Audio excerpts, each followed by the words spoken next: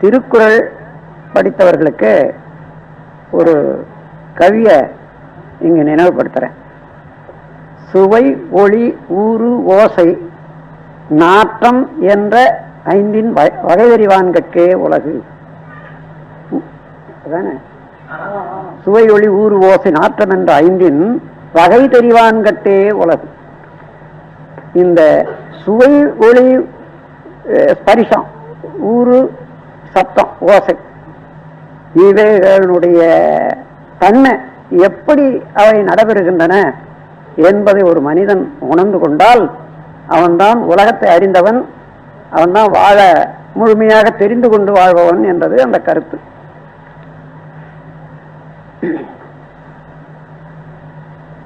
இப்போ நம்முடைய சப்ஜெக்ட் முழுவதிலுமே உயிர் சக்தி ஜீவகாந்தம் இந்த இரண்டே ஒட்டி தான் வரும். இந்த இரண்டையும் விட்டுட்டு தேடுறது மற்ற விஞ்ஞானமும் சரி, இந்த விஞ்ஞானிகள் கூட இந்த ரெண்டையும் விட்டுட்டு தேடுவாங்க. அதனால உலகம் வேறாக நிற்குது, தெய்வம் வேறாக நிற்கிறது. இந்த உலகம் என்றத, அதாவது உலகத்துக்கும் தெய்வ நிலைக்கும் ஒரு 10 கண்ணு வாராவதி இருக்கிறதா வச்சுக்கொள்ளுங்க. உலகத்தை ஒட்டிய அதாவது கலைஞர்கள் சாஸ்திரங்கள் எல்லாம் இந்த 4 கண்ணு கட்டியாச்சு. தத்துவ ஞானம் அதாவது வேதாந்தம் விஞ்ஞானம் இதெல்லாம் 4 கண்ணு இந்த பக்கம் கட்டியாச்சுன்னு வச்சுங்களா. மத்தியில 2 கண்ணு விட்டு போயிருக்குது அந்த வாராவதியில கட்டுறதுக்கு. அந்த 2 கண்ணு தான், ஒண்ணு உயிர், இன்னொன்னு ஜீவகாந்தம். ஒரு வாராவதி கட்டி இந்தாண்ட 4 கண்ணு அந்தாண்ட 4 கண்ணு 10 கண்ணுல மத்தியில 2 கண்ணு விட்டு இருந்தா அந்த வாராவதியில பிரயாணத்துக்கு சரியா இருக்குமா? இதுதான் இன்னைக்கு உலகத்தினுடைய நிலைமை. இந்த 2 கண்ணு கட்டி பூர்த்தியானால்தான் தொடர், உலகத்துக்கும் தெய்வ நிலைக்கும் தொடர் எல்லாருடைய அறிவுக்கும் தெளிவாக இருக்கும். அங்கிருந்து வந்து அங்க நின்னுடுறாங்க அவங்க, இங்கிருந்து வந்து இங்க நின்னுடுறாங்க. இது எல்லாம் இணைக்கக்கூடிய ஒரு உண்மை, ட்ரூத், ஃபேக்ட் என்னன்னா உயிர் ஒண்ணு, ஜீவகாந்தம் ஒண்ணு. காணாத தெய்வ நிலைக்கும், அதாவது புலன்களால் அறியப்படாத தெய்வ நிலைக்கும், புலன்களால உணரக்கூடிய உலக நிலைக்கும் மையத்தில் என்ன இருக்கிறது, மீடியம் என்று பார்த்தீங்கன்னா அதான் உயிர். உயிர் என்பது விண். விண் என்பது இணைந்து தோற்றமானால் உலகம், விண்ணுக்கு மூலமான நிலைக்கு போனா தெய்வம். அப்ப தெய்வ நிலைக்கும் உலக விவகாரங்களுக்கும் மையத்தில் இருப்பது உயிரம். இதை விட்டுட்டா எதையும் சரியா தெரிஞ்சுக்க முடியாது, அதையும் தெரிஞ்சுக்க முடியாது. அப்ப உயிர் என்ற ஒன்றை மிஸ் பண்ணிட்டாங்கன்னு வச்சுங்க, அந்த உயிரில இருந்து வரக்கூடிய காந்தம் இருக்கிறத அதையும் விட்டுவிட வேண்டியதா இருக்கு. இப்ப உயிரையும் ஜீவகாந்தத்தையும் விட்டுட்ட பிறகு இந்த உடல் எப்படி நடக்கிறது என்றது தெரியாத, உயிர்கள் எப்படி இயங்குகின்றன என்பது தெரியாது. இந்த பேரியக்க மண்டலம் எப்படி இவ்வளவு ஒழுங்காக நடைபெறுகிறது என்பது கூட தெரியாது. இங்கே அவத்தைப்பட்டுக் கொண்டிருக்கக்கூடிய உலகுக்கு விஞ்ஞானத்தில் எல்லா துறைகளிலும் வளர்ச்சி பெற்றுக் கொண்டே வரக்கூடிய அறிவு நிலைக்கு இந்த 2 நிலைகளையும் உணர்ந்து விட்டால் அறிவு பூர்த்தியாயிடும், விஞ்ஞானம் பூர்த்தியாகும். எந்த துறை விஞ்ஞானமானாலும் சரி, divide of magnetism and energy பார்ட்டிகள் ஒன்றும் தெரிய முடியாது. அதைத்தான் ஐன்ஸ்டீன் என்பவர் சொல்லியிருக்கிறார் என்பதை நான் கேள்விப்பட்டேன். விஞ்ஞானம் இல்லாத விஞ்ஞானம் குருடு நொண்டி என்று சொல்றாரு. விஞ்ஞானம் இல்லாத விஞ்ஞானம் நொண்டின்னு சொல்றாரு. அதனால இது ரெண்டும் இணைய வேண்டிய காலம் வந்துட்டு. இப்ப நீங்க ஒரு 400 பேர் இருக்கீங்க. 400 பேர்ல ஒரு 100 பேருக்கு புரிஞ்ச மாதிரி இருக்கும். அப்புறம் சாயங்காலம் ஆனா என்னமோ சொன்னாங்க நல்லதா இருந்து கேட்கும்போது மீண்டும் மீண்டும் கேட்டாதான் தெரியுன்ற அளவுக்கு, ஏன் அதே பொருளை பற்றியோ அதே உலகத்தை பற்றி இது வரைக்கும் இருந்த கற்பனையும் சிந்தனையும் வேறு வேற இருந்தது. அது நிரம்பி இருக்குது இந்த நம்முடைய கருத்துல. அதனால உண்மையான ஒரு விளக்கம் வரும்போது கூட உடனே அது பதிவு ஏற்படாது. அந்த பதிவை பழைய பதிவுகள் ஆட்கொண்டு கொண்டே இருக்கும். அதனால சில நாட்கள் செல்லும். ஆனா கொஞ்சம் கொஞ்சமா போய் அடிமனத்துல பிடிச்சு போச்சுன்னு வச்சுங்க, அப்புறம் படிப்படியாக வந்து விளங்கிடும். இது மெப்பனுடைய தத்துவம் ஆகையினால இந்த ஜீவகாந்தத்தை பற்றி சொன்னமே இல்லையா, காலையிலே சொல்லிட்டேன். இந்த விண் என்றது அதுதான் ஆகாசம் என்று சொல்வார்கள். முதல் பூதம் பௌதீகத்துல முதல் தோற்றமானது சுத்த வெளியில இருந்து சிவத்தில இருந்து சக்தியானது விண் தான். அந்த விண்ணினுடைய தன்மை என்னவென்றால் தன்னைத்தானே விரைவாக சுற்றி கொண்டிருக்கக்கூடிய ஒரு அலை, சுழல் அலை என்று வச்சுக்கொள்ளுங்க. வெர்லிங் வேவ், ஆங்கிலத்தில் சரியா சொல்ல போனா வெர்லிங் வேவ் ஆர் வெர்லிங் மோஷன். அதுல இருந்து புறப்படுவது ஸ்ப்ரெடிங் வேவ்.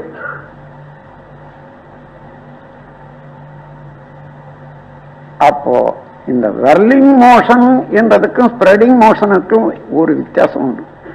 வெர்லிங் மோஷன் ஒரு ஏரியா வரையில, அது ஒரு எல்லை வரையில ஒரு வால்யூம் வச்சுக்குது. ஸ்ப்ரெடிங் மோஷன், ஸ்ப்ரெடிங் வேவுக்கு வால்யூம் இல்லை, எல்லையே இல்லை, பறந்து கொண்டே இருக்கு. அதனால்தான் இதுக்கு வடிவம் இருக்கிறது, அது வடிவம் இல்லை. அப்போ உயிர் சக்தி, அதாவது பரமாணு, எந்த பொருளை எடுத்தாலும் அந்த பொருளையும் தனியாக ஃப்ரீ பார்ட்டிகள் இயங்கிக் கொண்டே இருக்கின்றன. அதுதான் உயிர். எந்த பொருளையும் உயிர் இல்லாத ஒரு பொருள் இல்லவே இல்லை. கெட்டி பொருள்ல கூட தனியாக உள்ள ஃப்ரீ பார்ட்டிகள், எனர்ஜி பார்ட்டிகள் சுழன்று கொண்டே இருக்குது. அது எப்படி அங்க சுழலுது, ஏன் சுழலுதுன்னு சொன்னா, இப்போ அணு தத்துவம் படிச்சவங்களுக்கு நல்லா தெரியும். எலக்ட்ரான், புரோட்டான், நியூட்ரான் என்று 3 வகையானது. அது புரோட்டானும் நியூட்ரானும் மையத்தில் இருக்குது, அதை எலக்ட்ரான் சுத்தி வருதுன்னு எல்லாருக்கும் தெரியும். அத அப்போ அடிக்கடி இதுல கொஞ்ச நாள் போக போக போக, காலம் போக போக ஒவ்வொரு பார்ட்டிகள் கூடிக்கொண்டு இருக்கும், அல்லது இடத்துக்கு தகுந்தவாறு ஒண்ணு பிரிஞ்சும் போயிடும். அப்ப கூடும் போதும் பிரியும் போது எலிமெண்டல் வேல்யூ மாறிடும். இப்போ 10 பார்ட்டிகளுக்கு 15, 16 வந்ததுன்னு சொன்னா அதனுடைய எலிமெண்டல், அது ஏன் மாறுதுன்னு சொன்னா இந்த சுழல் வேகம் அதிகரிக்க அதிகரிக்க குறையும், பார்ட்டிகளுடைய நம்பர் குறையும். எலக்ட்ரானுடைய சுழல் வேகம் குறைய குறைய பார்ட்டிகள் அதிகமாகும். இப்போ ஒரு கோயில்ல போனீங்கன்னா, நவக்கிரக கோயில்னு வச்சுங்க, எங்க பார்த்தாலும் எல்லாத்தையும் விசாலும் வைப்பாங்க, நவக்கிரகம் கோயில மாத்திரம் சின்னதா தான் வைப்பாங்க. அது உள்ள போய் ஆளு சுத்தி வர்றதுக்கே கஷ்டமா இருக்கும். அப்போ வேகமா ஓடினாங்கன்னா ஒருத்தரோ 2 பேரோ தான் போக முடியும். மெதுவா போனா எல்லாம் போறாங்க. அது போல வேகமாக சுற்றும் போது பார்ட்டிகள் எலக்ட்ரான் நம்பர் குறையுது. அதான் லைட் ஆட்டமா போகுது. அது மெதுவா சுற்றுற போது அதிகமான பார்ட்டிகள் சேருது. அப்போ எந்த பொருளாக இருந்தாலும், எந்த எலிமெண்ட் இரும்பா இருந்தாலும் அந்த இரும்பு என்ற ஒரு மாலிகூலுக்கு அடுத்தபடியாக அது இடம் பிடிக்கிறதுக்கு நெக்ஸ்ட் எலக்ட்ரான் அங்கே சுழண்டு கொடுத்தா இருக்கும். அப்ப அது அந்த எல்லை வரையில ஓடிக்கொண்டே இருக்கும். எங்க தாளம்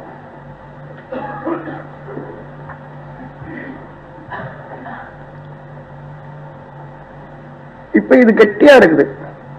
இந்த கெட்டியா இருக்கக்கூடிய பொருளுக்கு கூட அந்த ஃப்ரீ பார்ட்டிகள் நிறைய இருக்குது, ஓடிட்டு இருக்கு.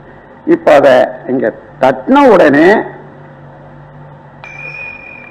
அந்த ஃப்ரீ பார்ட்டிகளுடைய வேகம் அதிகம். அந்த வேகம் சுழற்சியில தான் உங்களுக்கு சத்தம் உண்டாகுது. இங்க மோதுதல்னாலையும் ஒரு சத்தம் உண்டாகுது. அந்த மோதுதல் அதை சுத்தி நிலைச்சு சத்தத்தை குறைக்கிறதுக்கு இவ்வளவு நேரம் ஆகுது, அது இடத்துக்கு தகுந்தவாறு. அப்போ எல்லா பொருளையும் கெட்டி பொருளா இருந்தாலும் உயிர் பொருள், அதாவது ஃப்ரீ பார்ட்டிகள் என்பது இருக்கத்தான் இருக்கு. அதே போல நம்ம உடல்ல கெட்டி பொருள், நீர்பொருள், வெப்பம், காற்று, இந்த 4க்கு மேலாக ஃப்ரீ பார்ட்டிகள் தான் உயிர் எனப்படுகிறது. அதான் ஜீவாத்மா என்று சொல்றோம். 5வது தத்துவம் இப்படி பார்த்தா தெய்வ நிலையில இருந்து பார்த்தா தெய்வம், உயிர், காற்று, வெப்பம், நீர், கெட்டிப்பொருள். இப்ப அந்த உயிர் உடல்ல சுழண்டு கொண்டிருக்குது. அது வித்தோட வித்து என்ற இடத்துலதான் அதிகமாக நெருங்கி கொண்டு உடல் முழுவதும் உயிர் சக்தியும் சுழண்டுட்டு வருது. அதுல ஒவ்வொரு உயிர் சக்தியினுடைய சுழலி வரக்கூடிய விரிவு அலை சேர்ந்து ஒரு இன்டென்சிட்டி, ஒரு அழுத்தம் உண்டான அந்த அழுத்த அலைதான் ஜீவகாந்தம்னு சொல்றோம். காந்தம் என்பது மேக்னட்டிசம்னு தெரியும். ஜீவகாந்தம்னு ஏன் சொல்றோம்னா உயிர் சக்தியில இருந்து சார்ஜ் ஆகிறதுனால அது ஜீவகாந்தம்ன்றது பேர். இதுவே மாதிரி பிரபஞ்சத்துல சார்ஜ் ஆகிற போது அது யூனிவர்சல் மேக்னட்டிசம், இங்க அனிமல் மேக்னட்டிசம் அல்லது ஹியூமன் மேக்னட்டிசம்னு சொல்றோம். இந்த மேக்னட்டிசம் உடல் முழுவதும் சுத்தி வரும்போது ஒவ்வொரு செல்லும் பல வேலைகளை செய்துட்டு இருக்குது. ஒரு கோட்டை, அதுலயே வடிகால் இருக்குது, லேபரேட்டரி இருக்குது, இந்த உடலுக்கு தேவையான உற்பத்தி செய்வதற்கு கழிவு பொருள், வாங்கு சக்தி, இயக்க வேகம் எல்லாம் இருக்கிறது. அதுக்கெல்லாம் இந்த ஜீவகாந்தத்தை, இப்படி ஓடிக்கொண்டே இருக்கக்கூடிய ஜீவகாந்தத்தை ஓரளவு மின்சாரமா மாற்றி ரசாயனமா மாற்றிக்கொண்டே இருப்பது இந்த உடல்ல உள்ள ஒவ்வொரு செல்லும். அப்படி மாற்றும் போது நம்ம உடல்ல என்ன நடக்குதுன்னு கேட்டீங்கன்னா, இந்த ஜீவகாந்தம் அழுத்தமா ஒரு அளவுல செலவழியுது, ஒளியா செலவழியுது, ஒளியா செலவழியுது, மனமா, சுவையா, 5 வகையிலேயே இந்த உடல்ல கன்வர்ஷன் ஆகி இந்த உடல் இயக்கம் நடைபெறும். அதாவது இந்த மெட்டபாலிக் ரொட்டீன் என்றதை எடுத்துக்கொண்டா உடல்ல இந்த 5 வகை இயக்கங்களும் இப்ப நடந்துட்டு வருது. அப்படி நடக்கிற இயக்கத்துல அங்க தேவைக்கு போக கொஞ்சம் வெளியேற வேண்டிய மிச்சம் இருக்குமா இருக்காதா? அந்த மிச்சமானது எப்பொழுதும் உடலை விட்டு கழிந்து கொண்டே இருக்கணும். Pressure, sound, light, smell and taste, இந்த 5 எப்பொழுதும் வெளியேறிக்கொண்டே இருக்கணும். இந்த உடல்ல இயங்கி கொண்டிருப்பதனால கழிவுப்பொருள் மாதிரி. அப்படி வெளியேறக்கூடிய பிரஷர்ல தோல் மூலமா வர்றது ஊறு என்று சொல்வார்கள். நாவின் மூலமா வர்றது சுவை, மூக்கின் மூலமாக வர்றது நாற்றம் அல்லது வாசனை, காதின் மூலமா வர்றது ஒலி, இப்படி கண்ணின் மூலமா வர்றது ஒளி.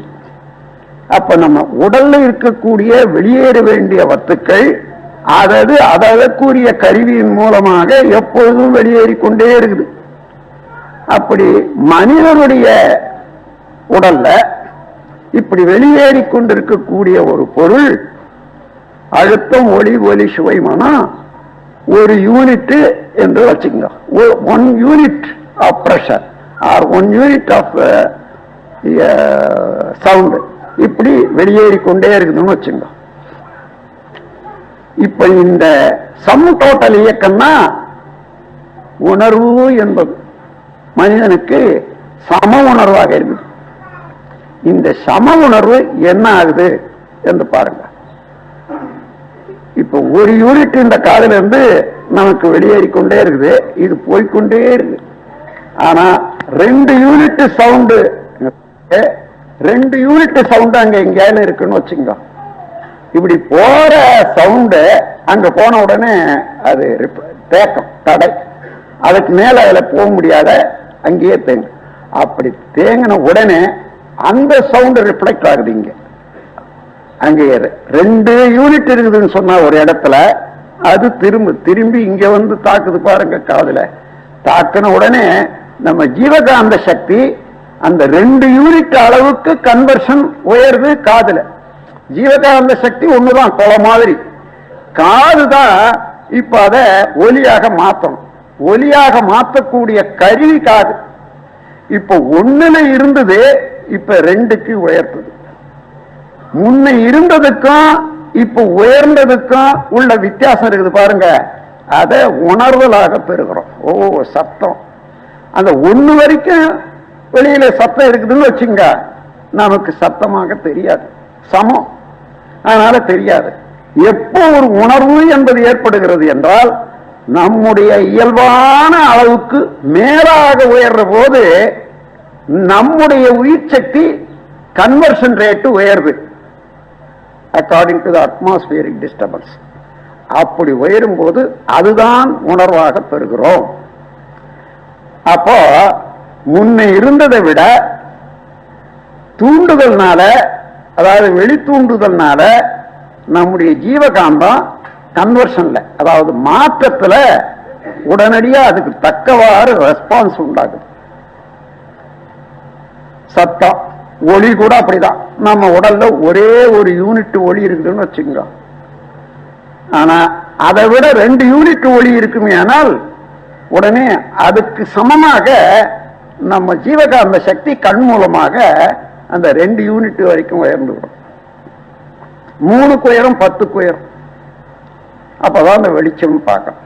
ஆனா இந்த கண்ணுல, காதுல, மூக்குல எல்லாம் ஒரு அளவுக்கு தான் நம்முடைய ஜீவகாந்த சக்தியை மாற்றக்கூடிய ஒரு ஆற்றல் இருக்கிறது. அதற்கு மேல மாற்றும்படியான நிலைமை வரும்போது அது பிச்சுக்கிட்டு போகுது, அங்க ஷார்ட் சர்க்யூட் வருது, வலி வருது. அதாவது அதிகமான ஒளியை நீங்க பாக்குறீங்கன்னு வச்சுக்கோங்க, அந்த ஒளியை பார்த்த உடனே கண் கூசுது, அப்புறம் வலிக்குது. ஏன்?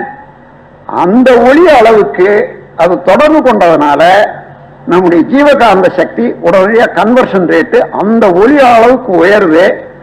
அந்த உயர்வ, அந்த கன்வர்ஷனை தாங்க முடியல கண்ணு. தாங்க முடியாத போது துன்பம் உண்டாகுது.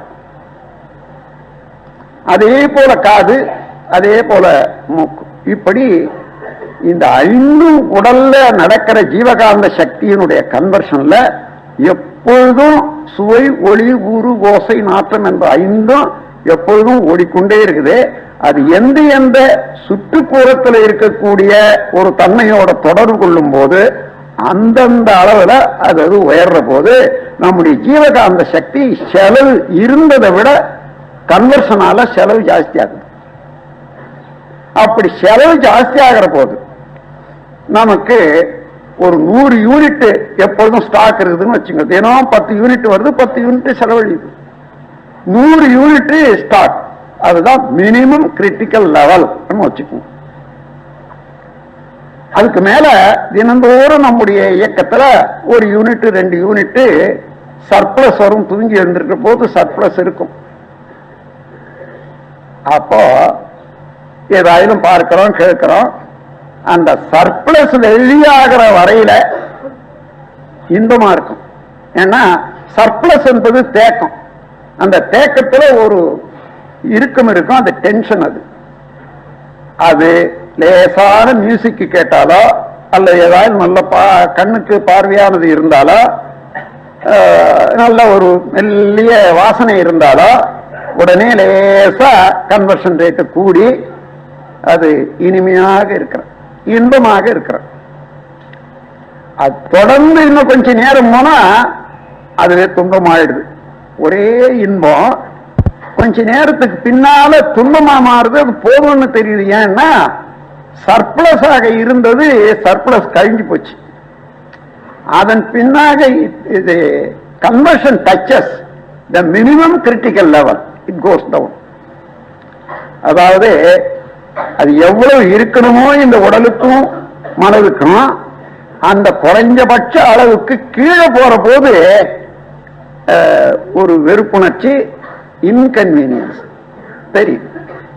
அப்பதான் இது போதும், போதும், இது வரைக்கும் போதும், பார்க்க கூடாதுன்னு ஒரு திரு நிறைவும் அது மேல இருந்து விடுபாடு உண்டாகுது மனதுக்கு தானா.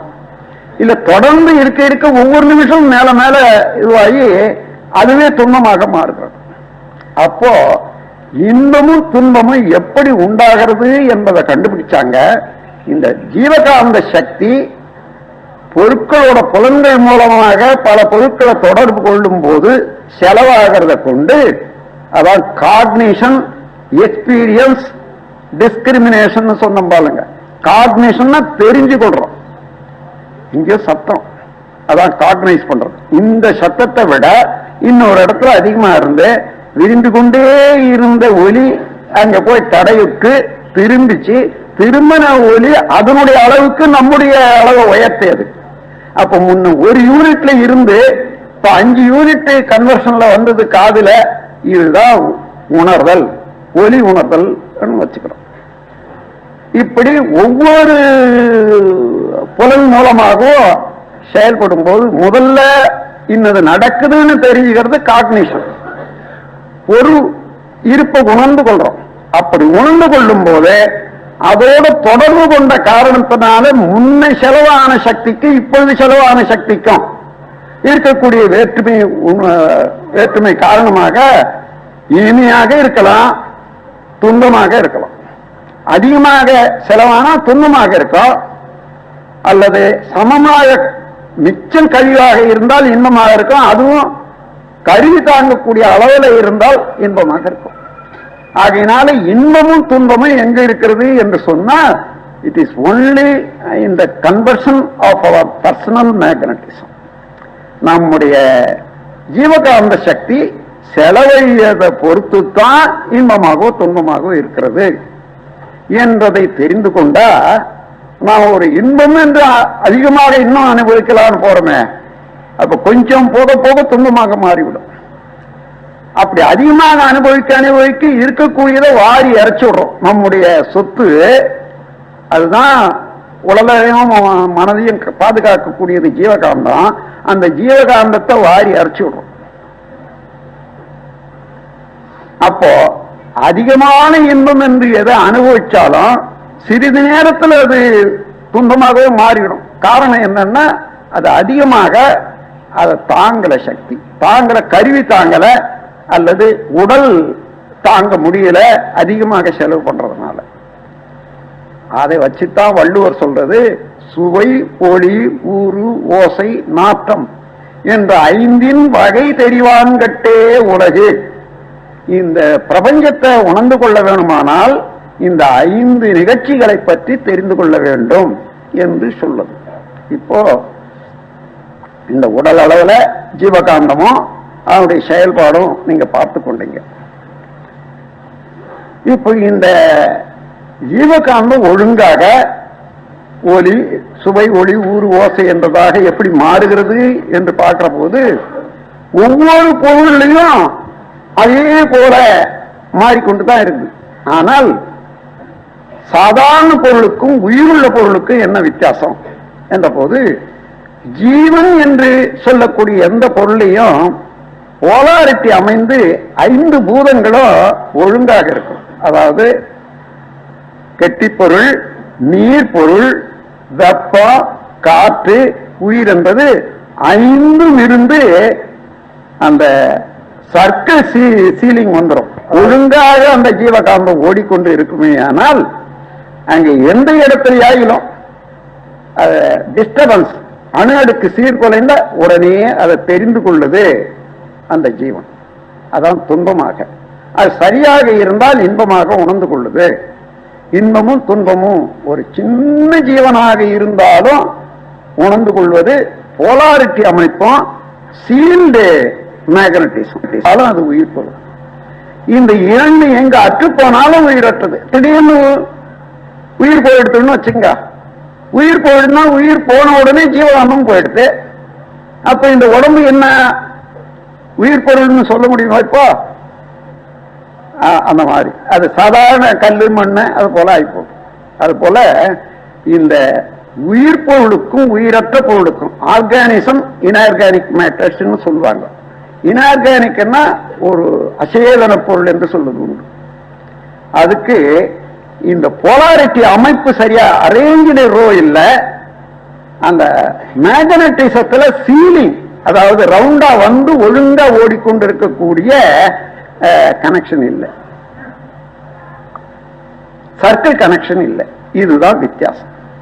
இப்ப அப்படி பார்க்கிற போது பல அணுக்கள், பல விதமான அணுக்கள், இந்த ஐம்பூதங்கள் ஒன்று சேர்ந்து ஒரு சின்ன புல்லாக பூமியிலிருந்து உயரும். காரணம், அந்த பூமியிலேயே இருக்கக்கூடிய எந்த பொருளையும் உயிர் சக்தி இருக்குது இல்லையா, அது மேல, அதாவது பூமியினுடைய நடு மையத்துல கெட்டி பொருள் எல்லாம் மைய நோக்கி ஓடும், லேசான பொருள் எல்லாம் வெளியே நோக்கி தானே ஓடணும். அப்படி சொல்ற போது அதான் சென்டிபீட்டல் ஃபோர்ஸ் சொல்றது.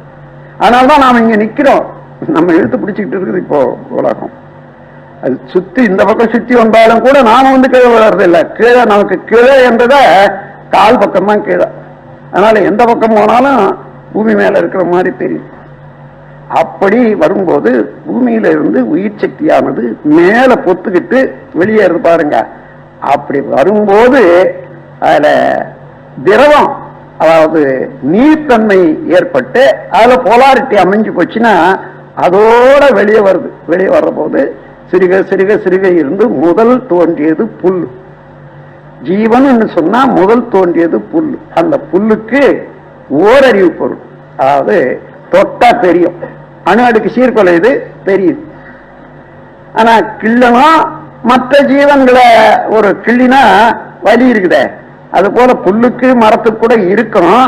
ஆனா எந்த நேரத்தில் வலி ஏற்படுதோ, வலி என்பது ஜீவகாந்த சக்தி ஷார்ட் சர்க்யூட் தானே வலி. அப்போ அப்படி வலி ஏற்படும் போது அதுக்கு பூமியில வேர் இருப்பதனால அங்க அர்த்தாயி பேலன்ஸ் ஆயிடும். அதனால ஓரறிவு பொருட்களுக்கெல்லாம் துன்பம் கிடையாது. மற்ற பொருட்களை போல நீங்க வெட்டினாலும் ஒரு அறுத்தாலும் நகத்தை கிழறது போலியா அல்லது மயிரை வெட்டுறது போலியா அதுக்கு துன்பம் இருக்காது. அதன் பிறகு அந்த புல்லுல இருந்து கூடுதல் உண்டாகி வரும்போது அந்த வித்து, ஒவ்வொரு வித்துலையும் அந்த உயிர் சக்தி இருக்கு. அத காலத்தோட அந்த உயிர், அந்த வித்து பூமியில விழுந்து அதுவே பொருளாக மாறுறதுக்கு வழி இருக்குமே, ஆனால் மாறிடும். அப்படியே இருந்தது ஒரு விதைன்னு வச்சுங்க, நீண்ட நாள் இருந்ததுன்னா அந்த உயிர் சக்தியினுடைய வேகம் மீறி மீறி மீறி மீறி மீறி அங்க இருக்கக்கூடிய கொஞ்சம் ஆச்சரை எடுத்துக்கொண்டு அதையே ஒரு சிறு புழுவாக ஜெர்ம் வைரஸா மாறிடும். அப்படி புழுவாக மாறிட்ட பிறகு அதையே அதனுடைய உடம்பையே சாப்பிட ஆரம்பிக்கிற போது எந்த விதையா இருந்தாலும் நீங்க போட்டு வச்சீங்கன்னா கொஞ்ச நாளைக்கு அது தானாகவே அந்த முளையில இருக்கிறது ஒரு பூச்சாக மாறிடும்.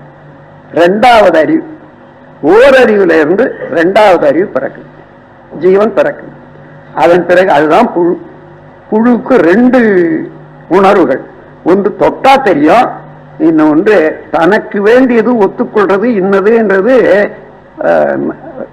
கடிச்சு தெரிஞ்சுக்கும். பாய்சனை கடிக்குமா? கடிக்காது. அதான் அந்த இன்ஸ்டிங்டிவ், அது இந்த உடல்ல இருக்கக்கூடியதையே அங்க தேவைப்படுவதனால அதுக்கு வேண்டியதோடத்தான் தொடர்பு கொள்ளுது. அதான் அங்க இருக்கக்கூடிய பேட்டர்ன் பிரிசிஷன் ரெகுலாரிட்டி என்ற கான்சியஸ்னஸ் அங்க இருப்பதனால அதுக்கு வேண்டியதை மாத்திரம் கிடைக்கும். அது ரெண்டாவது அறிவு. அதற்கு மேலாக மூக்கும் உண்டாய் போச்சுன்னு வச்சுங்க, மூன்றாவது அறிவு. மூக்குக்கு மேலாக கண்ணு உண்டாச்சின்னு வச்சுங்க ஒரு உயிருக்கு, அது நான்காவது அறிவு. காது உண்டானால் ஐந்தாவது அறிவு என்று பேர். அப்பதான் சுவை, ஒளி, ஊறு, ஓசை, நாட்டம் என்ற ஐந்து இயக்கமும் ஜீவன்ல உண்டாயிருது. ஆனா ஒன்றொன்றாக கருவிகள் விரிவதற்கு பல ஜென்மங்கள், பல கோடி ஜென்மங்கள் எடுத்து ஒவ்வொன்றாக பரிணாமம் அடைந்து அடைந்து அடைந்து காது வரைக்கும் வர்றதுக்கு எத்தனையோ கோடி ஆண்டுகள் ஆகிவிட்டன. இப்போ ஒரு ஜீவன் இருக்குதுன்னு வச்சுங்க, முதல்ல அது எப்படி இருந்திருக்கும்? பறந்து இருக்குமா? இல்ல. பூமியில நெண்டி தான் இருக்கணும், புழுதான் இருக்க முடியும், நெண்டி தான் வரும். அப்போ நெண்டி ஓடும் போது அந்த புழுவுல இருந்து பின்னால இப்ப பல்லி, இந்த ஊர்வனவெல்லாம் எடுத்துக்கொள்ளுங்க, ஓனா இந்த மாதிரியே எடுத்துக்கொள்ளுங்க. அதனால அதுக்குள்ள தன்மைக்கு தகுந்தவாறு அது வேற உறுப்புகளை தயார் பண்ணிக்கிறதுக்கு தன்னையே தன் பசுனால மூடிக்கொள்ளும். மூடிக்கொண்டு அப்படியே இருக்கிற போது அதுக்கு என்ன தேவையோ அதுக்கு தகுந்தவாறு ரெக்க வர்றதோ அல்லது கண் வர்றதோ அது போகணுமான பிறகு அந்த இதை உடைச்சுக்கிட்டு வெளியே வந்துடும். அப்படி ஐயறிவு வரையில நீங்க பாத்தீங்கன்னா இந்த உறுப்புகள் எப்படி தோணுது? ஏன் கண்ணு மேல இருக்கணும் ஒரு கேள்வி, அந்த கண்ணு ஏன் ரெண்டு வரணும் ரெண்டாவது கேள்வி இருக்கு இல்லையா? காது ஏன் மேல இருக்கணும், அது ஏன் ரெண்டு இருக்கணும்? இப்போ நான் சொல்றேன். இது பாருங்க, எந்த பிராணி ஊர்வனை இருந்தாலும் அப்படி முன்னோக்கி ஓடும் போது தலையை தூக்கிட்டு தான் இருக்கணும். தலை மேல கொஞ்சம் புழுவா இருந்தா கூட சரியா பாத்தீங்கன்னா தலை மாத்திரம் கொஞ்சம் மேல தூக்கி தான் இருக்கும். அதோட முன்னோக்கி ஓடும் போது பூமியுடைய ஆகர்ஷண சக்தியினால உடல்ல உள்ள ரத்தமெல்லாம் கீழ் நோக்கி இழுக்கப்படும், திரவமெல்லாம் கீழ் நோக்கி இழுக்கப்படும், உருவம் ஓடும்.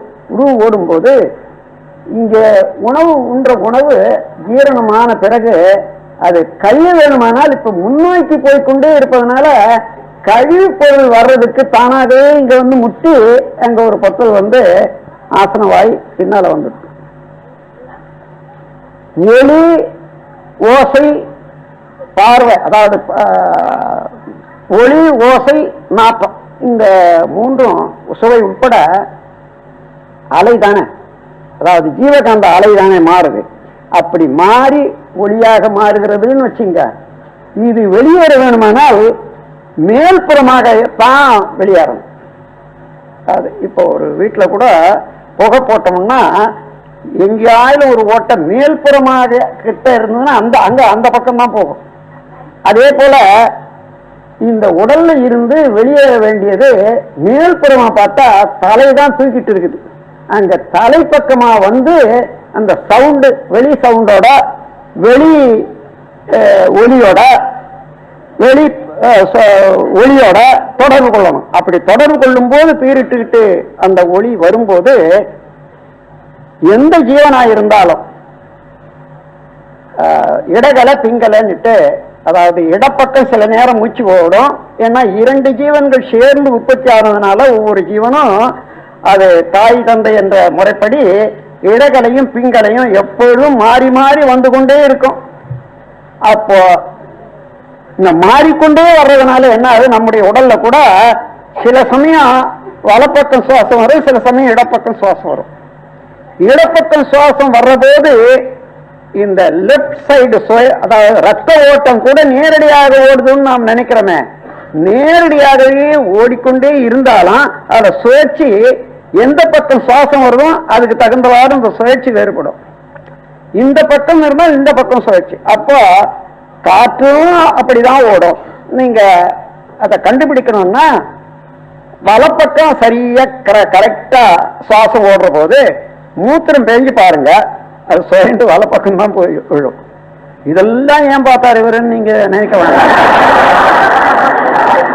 இது இயற்கை ஆராய்ச்சியில கவனிக்க முடியாத பொருளே இருக்காது, நமக்கு தப்பி போற பொருள்.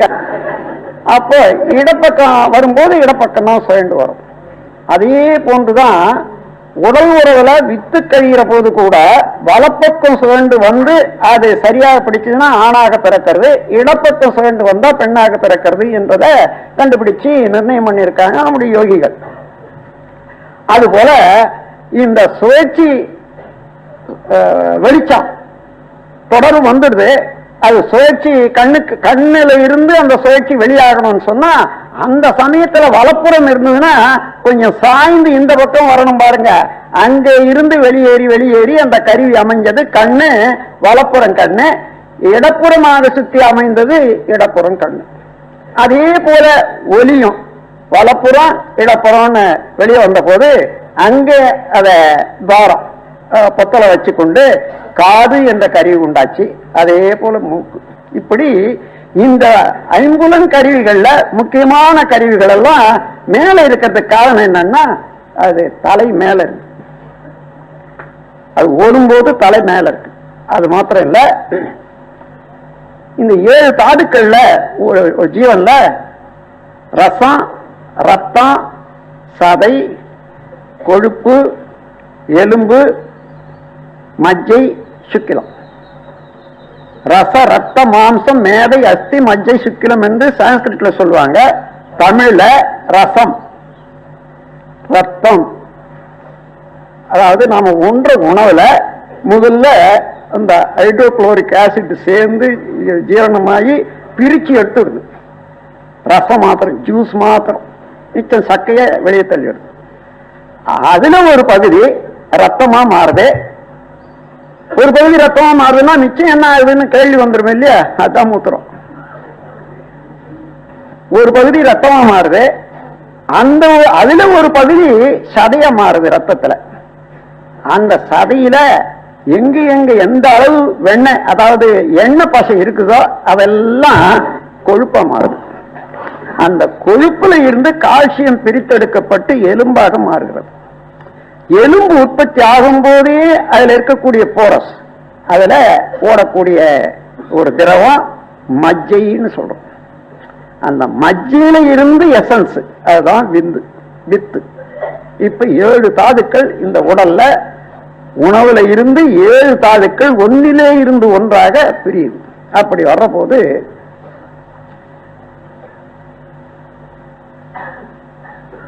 மஜ்ஜை என்று எடுத்துக்கொண்டீங்கன்னா ரத்தத்தை விட அது லேசானதுதான்.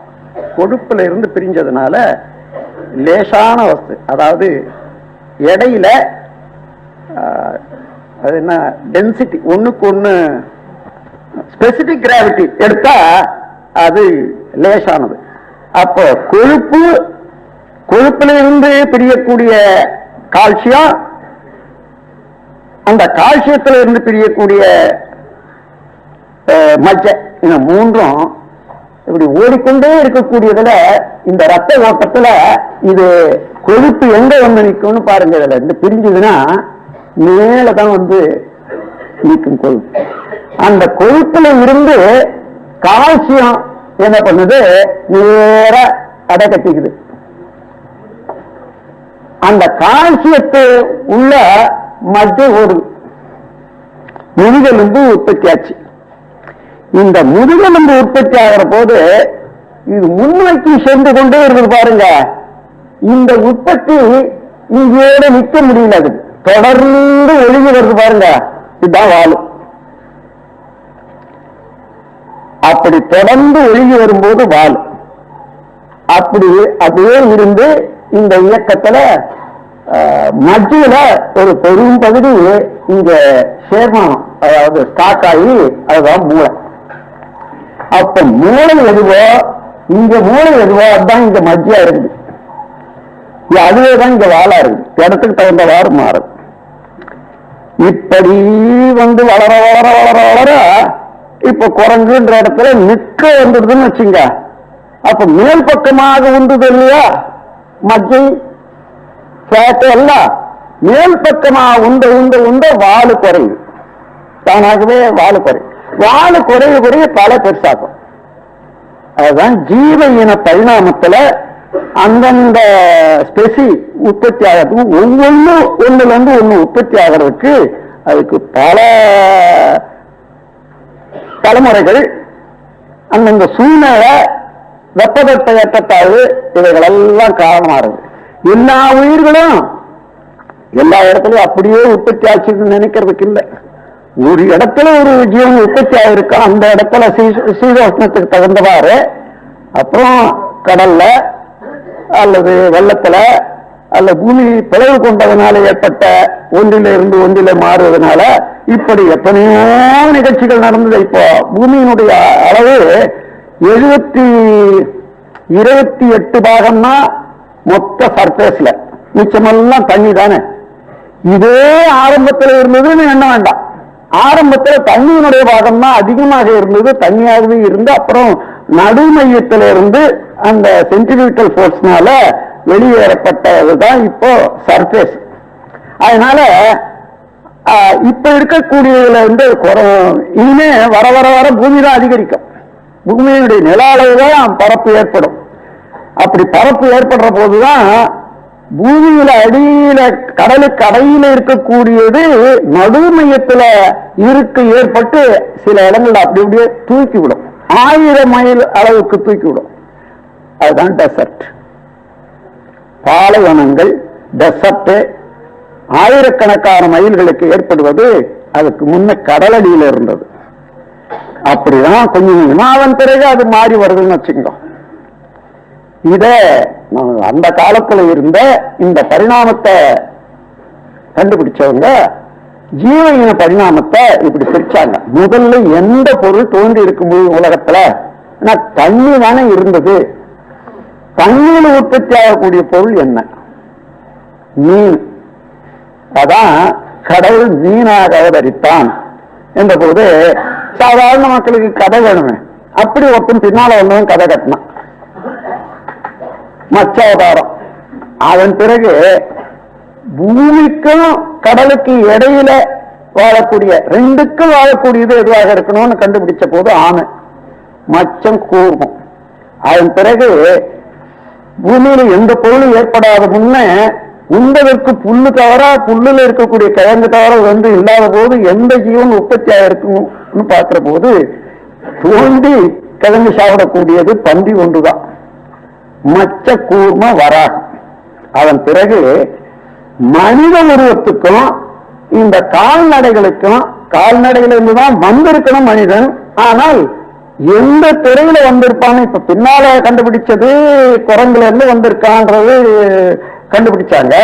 அதுக்கு முன்ன இருந்த ஒரு அனுமானம், எந்த ஜீவனுக்கும் முக ஒற்றுமை இல்லை, சிம்மம் ஒண்ணுக்குதான் முக ஒற்றுமை இருக்குது மனிதனுக்கு. அதனால சிம்மத்தில் இருந்துதான் மனிதன் வந்திருக்க முடியும்ன்றதுக்கு நரசிம்மம் என்பதாக 4வது எடுத்தாங்க. அதன் பிறகு வாயு, மனம், பேசும் சக்தியும் எண்ணும் திறனும் பெற்றவன் மனிதன் வந்தான் என்ற போது எவல்யூஷன் ஆஃப் லிவிங் பீயிங் என்ற போது மனித வரையில கொண்டு வந்து விட்டாங்க. அதன் பிறகு கல்ச்சுரல் எவல்யூஷன். முதல்ல மனிதன் வாழ்ந்திருந்தான், அவன் முதல்ல என்ன செய்தான், விழுது பயிரிட்டான், கலப்பையை கொடுத்து பலராமனை போட்டான். அதுக்கப்புறம் காட்டுல வெட்டி ஏதாவது பொருளை எடுக்கிறது அல்லது வாழ்ந்து கொண்டு இருக்கிறதுன்ற போது பரசுராமனை போட்டான். அவன் ராஜ்யபாரம் செய்து வாழ்ந்தான் என்றதை காட்டுறதுக்கு ராமனை போட்டான்.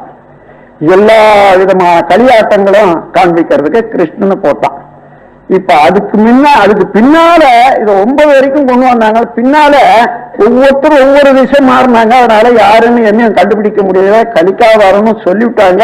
யார் கண்ணுக்கு ஆப்படல, யார் கைக்கு ஆப்படல, அது அப்படியே நிக்குது. இப்போ அதாவது புத்தர் அவதாரம்னா அப்புறம் எதோ சொல்லிட்டு இருக்காங்கன்னு எப்படி ஒன்னாவது இந்த எவல்யூஷன் அவங்க எந்த காலத்திலேயே எப்படி எப்படி யூகிச்சிருக்காங்கன்றதுக்கு நான் காண்பிக்கிறேன் உங்களுக்கு.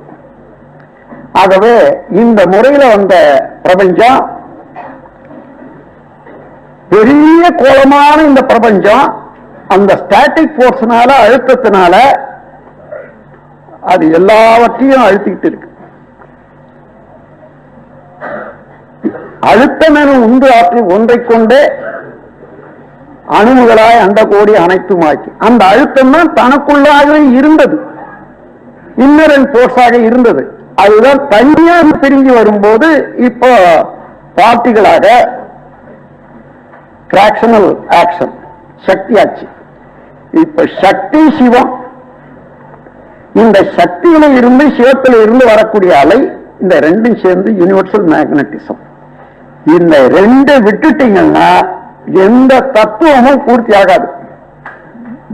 எல்லா இயக்கங்களும் எல்லா பரிணாமங்களும் இதுக்குள்ளதான் நடக்கணும். இத வச்சுக்கொண்டு யூனிவர்சல் போர்ஸ் பத்தி ஆராயறவங்களெல்லாம் இந்த இடத்துல இருந்து நீங்க ஆராயுங்க. இதுதான் யூனிவர்சல் போர்ஸ். இயக்க நிகழ்ச்சிகளுக்கெல்லாம் விளைவுகள் எல்லாம் அழுத்தம், ஒளி, ஒளி, சுவை, மனம் என்ற ஐந்தும், அதற்கு மேலாக இதெல்லாம் அறியக்கூடிய மனம் ஒண்ணு. 6 தவிர விளைவுகள் பிரபஞ்சத்துல வேறொன்றும் இல்லை. இந்த 6 விளைவுகளும் எப்படி வந்தது என்று பார்க்கிற போது சக்தியும் சிவமும், சுத்த வெளியும் பரமாணு, இந்த இரண்டு சேர்ந்த, இரண்டு வேறுகள் இல்லை, ஒன்றேதான் இருந்தது இயங்கியது என்ற இரண்டு நிலைகளும் சேர்ந்து வந்தான். அப்ப சக்திக்கும் சிவத்துக்கும் இந்த கூட்டுறவிலே உற்பத்தியானது 6 நிகழ்ச்சிகள். அழுத்தம், ஒளி, ஒலி, சுவை, மனம், அதற்கு மேல மனம். இந்த 6 நிகழ்ச்சிகளை சேர்த்து 6 முக கடவுள் என்று இந்த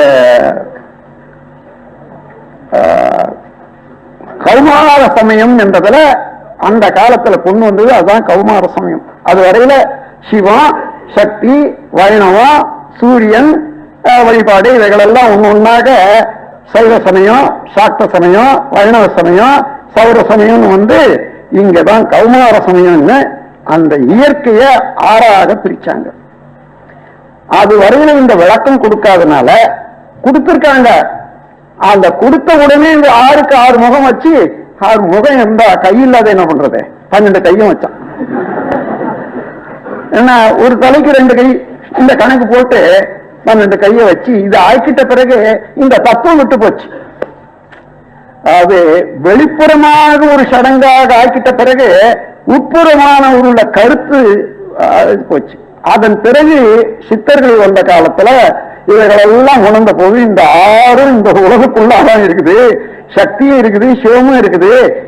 அறியறதுக்கு இடம் மூலாதாரத்திலிருந்து உச்சி வரைக்கும் தான் இருக்குதுன்ற வரைக்கும் அப்படி பார்க்கிற போது இந்த இடத்த ஓ என்ற வடிவத்துல வருது என்று அந்த ஓ போட்டு ஓங்கார வடிவம், இதுதான் பிரபஞ்சத்தினுடைய ரகசியம்னு போட்டான் பாருங்க. அதுக்கு பின்னால வந்தவன் அதுக்கு ஒரு உருவத்தை வச்சு இந்த ஓவை மாட்டி விட்டான். இப்போ விநாயகர் விட்டான். அது காணபத்தியம். அது கடைசியாக உள்ளது காணபத்தியம், 6வது சமயம். இதுக்கு மேல ஒரு சமயம் வர்றதுக்கு முடியாது. அதனால சம இயம் என்றால் எல்லாரும் ஓர் நிறை, இறைநிலையில இருந்து வந்த பரிணாமத்துல யாரும் வேறுபாடு இல்லாதவர்கள், ஒன்றாகவே இருக்கக்கூடியவர்கள் என்பதை உணர்த்துவதற்கு சமயம் என்று வச்சாங்க. இது மதம் அல்ல, இது சமயம். சமயத்துக்கும் மதத்துக்கும் வேறுபாடு உண்டு. மதம் என்பது மக்களுடைய பண்பாட்டில் ஒரு சில பழக்க வழக்கங்களை எடுத்துக்கொண்டு அதை ஒரு எல்லை கட்டி ஒரு வரையறுக்கு உட்பட்டு சடங்குகளாக்கி மேலேயும் போகக்கூடாது கீழும் வரக்கூடாதுன்னு எல்லை கட்டி விட்டது மதம். சமயம் அல்ல, காலத்துக்கு காலம் என்னென்ன தேவையோ அது கூட்டிக் கொண்டு மாற்றிக்கொண்டே வரக்கூடிய கல்ச்சுரல் ரெவல்யூஷன் தான் சமயம். இப்போ அந்த கல்ச்சுரல் ரெவல்யூஷன் படிதான் இப்போ இந்த உலக சமுதாய சேவா சங்கத்துல சொல்ற ஒரு கருத்துக்கள் எல்லாம் இப்ப கூடிக்கிட்டே வருது. கல்ச்சுரல் ரெவல்யூஷன்ல எல்லாமே ஒன்றாக வந்துவிடும். எனவே இப்போ நீங்க தெரிந்து கொண்டது என்ன, இந்த 5 நிலைய காலையில சொன்ன பாருங்க. சுத்தவெளி, பரமாணு, அவனுடைய கூட்டாக உள்ள எல்லா தோற்றங்களும், அதுல உயிர்கள்ல ஓரறிவு கொண்டு ஐயறிவு என 6வது அறிவாக உள்ள மனிதன். இது வரைக்கும் எடுத்துக்கொண்டீங்கன்னா எல்லாமே ஒன்றிலே இருந்து ஒன்றாக பிரிந்து வந்த போதும் இன்றைக்கு எந்த பொருள்ல இருந்து எந்த பொருளும் பிரிந்து இல்லை. அந்த மேக்னட்டிசம் என்ற ஒரு அலையினால சிவம் சக்தி என்ற இரண்டிலே இருந்து வரக்கூடிய அலை ஒன்றுபட்டு பிரபஞ்சம் முழுவதும் கலந்திருக்கிற அலையினால நாம் வேறுபட்டே இல்லை. இப்போ விஞ்ஞானம் படித்தவர்களுக்கு தெரியும், மருத்துவர்களுக்கு கூட தெரியும். Central nervous system, autonomic nervous சிஸ்டம்னு நம்ம உடல்ல மனதை ஒட்டி இயக்கத்தை ஒட்டி சொல்லுவாங்க. இணைந்து இயக்கக்கூடிய இயக்கங்கள் உறுப்புகளை இது சென்ட்ரல் நர்வஸ் சிஸ்டம். நான் இதை எடுக்கணும்னு நினைச்சு எடுக்கிறேன், இது சென்ட்ரல் நர்வஸ் சிஸ்டம். இப்படி செய்ததெல்லாம் பதிவாகி தானாகவே ஓடிக்கொண்டிருக்குது. நான் சாப்பிட்டேன்னா அந்த சாப்பாடு ஜீரணமாகி உடல்ல 7 வகையான இதுவா மாறி வருது பாருங்க. இது நான் விரும்பி இப்படி செய்யணும்னு செய்யல, என்னுடைய விருப்பத்துக்கு அப்பாலாக இது நடக்குது. அது நீண்ட காலமாக பரிணாமத்தொடர்ந்து ஏற்பட்ட அணு அடுக்கும் அத தொழில்படு நிலையும் படிப்படியாக வந்து இன்றைக்கும் செயல்பட்டு கொண்டிருக்கு. இது அட்டானமஸ் நர்வஸ் சிஸ்டம். இதுக்கு மேலாக யூனிவர்சல் வேவ் சிஸ்டம் என்பது ஒன்று இருக்கிறது. அதை விஞ்ஞானிகள் இதை இன்னும் ஒத்துக்கொள்ளல. அந்த காலத்திலிருந்து இந்த காலம் வரையில நடந்த அத்தனையும் ஒவ்வொரு பரமாணுவிலையும் பதிவாகி அந்த இயக்கங்கள் எல்லாம் பதிவாகி மீண்டும் வெளியாகிக் கொண்டே இருக்கிறது. அந்த பதிவுகள்ல அந்த காலத்திலிருந்து இந்த காலத்துல நடந்த நிகழ்ச்சிகள் மாற்றங்கள் அத்தனை இருக்குது. அந்த அலையில தான் எல்லாரும் வாழறோம். அதனால இன்றைக்கு ஒரு ஜீவன் பிறந்ததே ஆனால் அந்த ஜீவனுக்கு வேண்டிய அனைத்தும் அதுக்கு அங்க கிட்டிவிடும். அது வேண்டும் வேண்டாம்ன்றது இல்லை. அதே போல நீங்க இங்க இருக்கீங்க, உங்களுக்கு நீங்க ஏதோ என்றீங்க, அது வேணும், அது தானாகவே அட்டானமஸ் நர்வஸ் சிஸ்டம் மூலமாகவும் செயல்படும். நீங்க தொடர்ந்து செயல்படலாம் எண்ணி அதுக்கு இல்லாம வேற ஏதோ ஒரு அலை மூலமாக வந்து அது செயல்படும். நீங்க எண்ணினத இன்னொருத்தர், அதாவது அமெரிக்காவில் ஒருத்தர் இருப்பார், அவர் முடிச்சு வைப்பார். இது யூனிவர்சல் வேவ் சிஸ்டம் என்று. இப்போ சமீபத்தில் ஒரு இடத்துல ஒரு நிகழ்ச்சியை நோட் பண்ணியிருக்காங்க. என்னன்னா, ஒரு திட்டு, பல திட்டுகள் உள்ளன மேலநாட்டுல ஏதோ ஒரு இடத்துல ஐலண்ட்ஸ். அதுல குரங்குகள் தான் வாழ்ந்துகிட்டு இருக்குமா. அந்த குரங்குகளுக்கு மரம் கிடையாது, ஆனா கிழங்குகள், இந்த ஆழ்வள்ளி கிழங்கு மாதிரி ஏதோ ஒரு கிழங்கு அதிகமா அங்க விளையுது, அதை தான் பிடிங்கி தின்னுமா. இப்படியே வாழ்ந்துட்டு வருது அந்த அந்த எல்லையில உள்ள குரங்குகள் எல்லாம். ஏதோ ஒரு நாள் ஒரு குரங்கு அந்த மண்ணு அது இதெல்லாம் இருக்குதே, அது பிச்சி பிச்சி பிச்சி போட்டு கடிச்சி போட்டு அதுக்கப்புறம் அது சாப்பிட்றதுன்றது இருந்தது. ஏதோ ஒரு குரங்கு ஒரு நாளைக்கு அது பார்த்துது, பக்கத்துல தண்ணி இருக்குது கடல், அது போய் கழுவிச்சு, அப்படியே அழைச்சிச்சு, எல்லாம் போயிடுது. அதுக்கப்புறம் சுலபமா கடிச்சு சாப்பிடுது. இதை பார்த்தது இன்னொன்னு, அதுவும் கழுவி சாப்பிட்றத ஆரம்பிச்சுது. இப்போ எல்லாரும் இந்த திட்டுல இருக்கக்கூடிய குரங்குகள்லாம் கழுவி சாப்பிடுற அதே நேரத்துல அந்த திட்டு சேர்ந்த ஆயிரக்கணக்கான திட்டுகள்ல இருக்கக்கூடிய எல்லா குரங்குகளும் கழுவி சாப்பிடுதான். இதுதான் யூனிவர்சல் வேவ் சிஸ்டம். இங்க இதே போல நீங்க ஒரு ஆராய்ச்சி நடத்திட்டு இருப்பீங்க, அதே ஆராய்ச்சி இன்னொரு விஞ்ஞானி நடத்திட்டு இருப்பாரு, அங்க அவர் கண்டுபிடிப்பாரு. அந்த கண்டுபிடிச்சது உங்களுக்கு சுலபமாக அவ்வளவு கஷ்டம் இல்லாதையே உங்களுக்கு தெரிஞ்சுவிடும். இது யூனிவர்சல் வேவ் சிஸ்டம். இந்த மாதிரி நம்முடைய மனதை ஒழுங்குபடுத்தி கொண்டோம்னா இந்த மூன்றாவது சிஸ்டத்துல தொடர்பு வச்சுட்டோம்னா மனிதன் தெய்வம் தான். என்ன வேணுமோ, ஆனா எனக்கு இது வேணும் அது வேணும்னு கேட்க மாட்டான். ஏன்னா எல்லாம் இருக்கிற போது என்ன வேணும்னுட்டு குறைமனதோட இருக்கிறதுக்கு இல்லை. அந்த மாதிரியான நிறைமனம் வருவதற்கு இந்த மெய்ப்பொருள் உணர்வு வேணும். இந்த உலகம் எப்படி நடைபெறுது என்பதை பார்க்கிற போது ஒன்னும் அகஸ்மாத்தாகவோ ஆக்சிடென்டாகவோ இல்லவே இல்லை. எல்லாம் ஒரு தொடர் இயக்கம், ஈவென்ட்ஸுவல் செயின் ரிசல்ட் சொல்றது. நான் ஒன்றிலிருந்து ஒன்றாக தொடர் இயக்கம் தானே தவிர தனி இயக்கம் ஒன்றுமே இல்லை. ஆகையினால இதுவரையில நாம் செய்த செயல் பதிவுகள் அதுக்கு தக்கவாறு இன்றைக்கும் வந்து கொண்டே இருக்கும். இனிமே செய்யக்கூடிய செயல்களை திருத்தி செய்தோமானா இன்னும் நல்லதாக பெறலாம் என்ற அளவுல எது நல்லது கெட்டது என்று தெரிந்து கொள்ளவும் நல்லது என்பதை தெரிந்து கொண்ட பிறகு அதையே பயிற்சி செய்து பயன்பெறவும் நாம் ஆரம்பித்தோமானால் அதான் ஆறாவது அறிவு ஆட்சிக்கு வந்து விடுகிறது. அந்த ஆட்சி தான் உலகத்தில் சமாதானம் வரும். இந்த வாழ்க்கைக்கு இன்னைக்கு உழைக்கிறோம், அதிகமாக உழைச்சுக்கிட்டே இருக்கான், அதிகமா சாப்பிட்டுக்கிட்டே இருக்கிறான், உடம்பை கெடுத்துக்கிறான், இந்த மாதிரி எத்தனையோ விதத்துல போது பாருங்க. அது இல்லாம அளவோட முறையோட எல்லாம் வாழ ஆரம்பிச்சா இந்த பூமியே சொர்க்கமாக தான் இருக்கும். அந்த அளவுல மனிதனில் இருக்கக்கூடிய ஆற்றல் அந்த நிலையை அடையிறதுக்குரிய ஆற்றல் தான் இருக்கிறது. அது தேடிக்கொண்டிருக்கிறாங்க எல்லாரும், தெரிந்தோ தெரியாமலோ காலத்தால கூடிவிடும். அதற்கு அடையாளம் தான் இம்மாதிரி ஆன்மீக துறையில இந்த காலத்துல ஒரு ஆர்வம், ஒரு விருப்பம், அதுல பிணைப்பு மக்களிடத்துல ஏற்பட்டு வர்றதை பார்க்கலாம். இது காலத்தால ஏற்பட்ட யுனிவர்சல் வேவ் சிஸ்டத்துல உண்டான ஒரு மாறுதல் என்று கூறி இந்த உரையை முடிக்கிறேன். வாழ்க வளமுடன்.